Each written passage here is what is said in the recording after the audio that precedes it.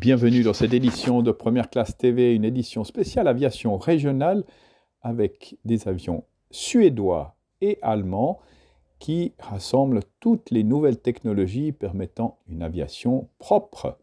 L'aviation du futur, c'est tout de suite sur Première Classe TV. Heart Aerospace s'apprête à lancer son avion hybride électrique en 2028, après avoir franchi plusieurs étapes importantes au cours des derniers mois. Présenté pour la première fois en 2022, le S-30 peut fonctionner avec des batteries lithium ou du carburant d'aviation durable, ce qui signifie qu'il produira moins d'émissions que les avions traditionnels. Il sera également moins cher à exploiter que ses concurrents conventionnels. Alimenté par 4 moteurs électriques, le S-30 peut parcourir 200 km en mode électrique et sans émissions, ou 400 km en mode hybride avec l'aide de 2 turbogénérateurs. Le système hybride de réserve signifie que les générateurs n'entrent en action que lorsqu'un surcroît de puissance est nécessaire sur de longs trajets. Le S-30 sera également plus silencieux que les appareils thermiques et pourra décoller de pistes aussi courtes que 1100 mètres. Le S-30 offrira une cabine équipée de rangées de 3 sièges côte à côte pouvant accueillir jusqu'à 30 passagers. En mai dernier, la société a ouvert un nouveau centre de recherche et de développement aux États-Unis afin d'accélérer la mise au point de l'ES-30. L'équipe prévoit de tester le système de propulsion sur un démonstrateur grandeur nature et de présenter un vol entièrement électrique en 2025.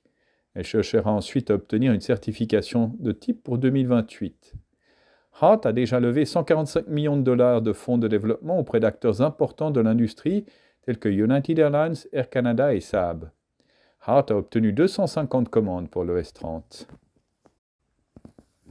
Deutsche Aircraft a débuté l'assemblage du premier avion d'essai Dornier 328 Echo, désigné TAC-1.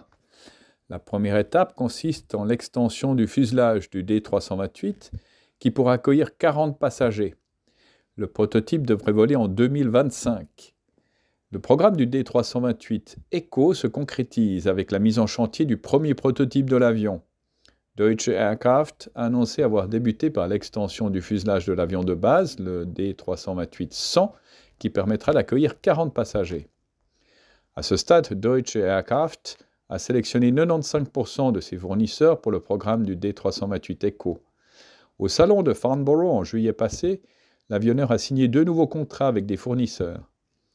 Le D328 Echo sera motorisé par 2 PW127 XTS de Pratt & Whitney Canada et son cockpit sera équipé d'une avionique Garmin G5000. Le premier vol du prototype est attendu pour 2025. L'entrée en service de l'avion régional est quant à elle fixée au 4e trimestre de 2027. C'est ainsi que se termine cette édition de Première Classe TV. N'oubliez pas de cliquer sur j'aime, de vous abonner, de partager ces vidéos. Nous nous retrouvons la semaine prochaine et nous découvrirons quel est le plus ancien avion encore en production. D'ici là, bon vol à tous!